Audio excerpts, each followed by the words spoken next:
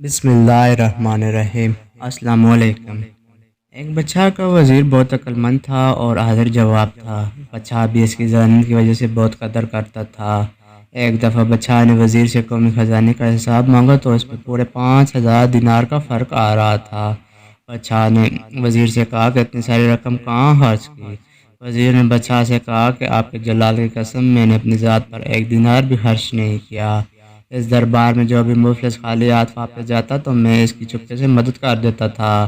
بادشاہ نے جب یہ سنا تو غصے سے پاگل ہو گیا اور وزیر سے کہا کہ تمہاری جرت کیسے ہوئی کہ میری اجازت کے بغیر میری رعایا میں خزانہ بانٹ دیا؟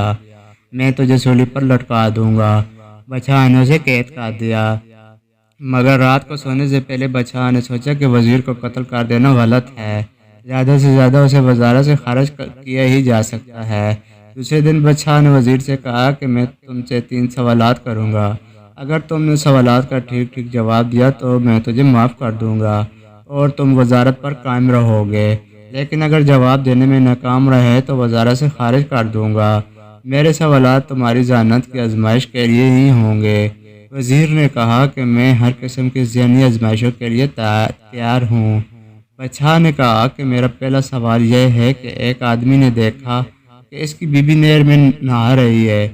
آدمی نے اپنی بیوی سے کہا کہ اگر تم اس پانی میں ٹھہری رہی تب بھی تجھے طلاق ہے، اور اگر تم اس نہر سے باہر نکلی تب بھی تجھے طلاق دے دوں گا۔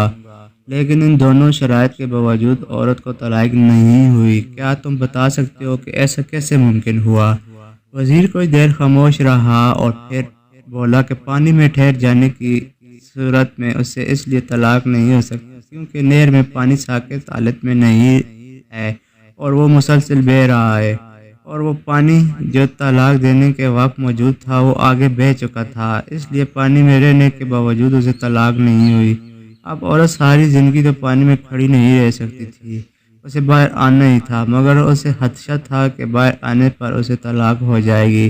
نہر کے کنارے پر کھڑے عورت کے بھائی نے جب یہ دیکھا تو نہر میں چھلانگ لگا دی اور زبردستی اپنی بہن کو اٹھا کر نہر سے باہر لے آیا۔ اب اس صورت میں بھی اسے طلاق نہیں ہوئی کیونکہ عورت اپنی مرضی سے نہر سے باہر نہیں آئی تھی۔ اسی طرح نہر کے اندر یا باہر دونوں صورتوں میں اسے طلاق نہیں ہوگی۔ بادشاہ وزیر کے اس جواب سے کافی متاثر ہوا اور کہا کہ تم پہلے سوال کا جواب دینے میں کامیاب ہو گئے۔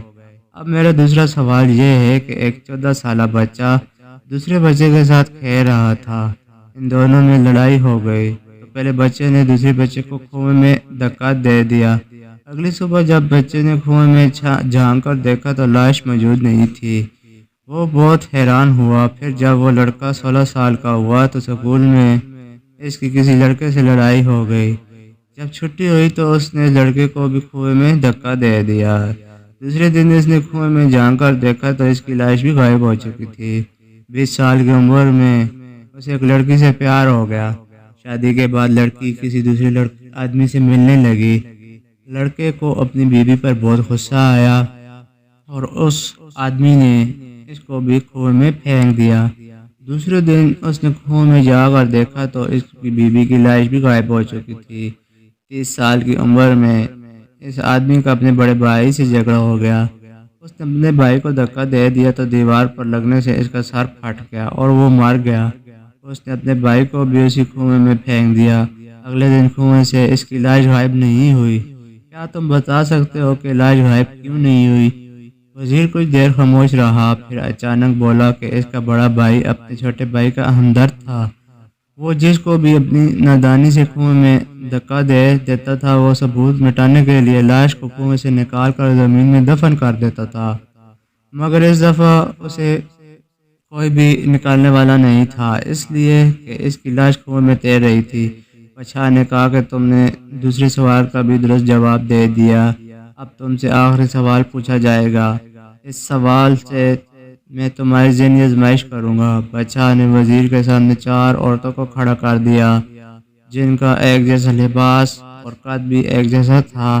بادشاہ نے کہا کہ ان میں سے ایک عورت کنواری ہے، دوسری شادی شدہ، تیسری عورت بچے کو دودھ پلانے والی ہے اور چوتھی عورت حاملہ تھی۔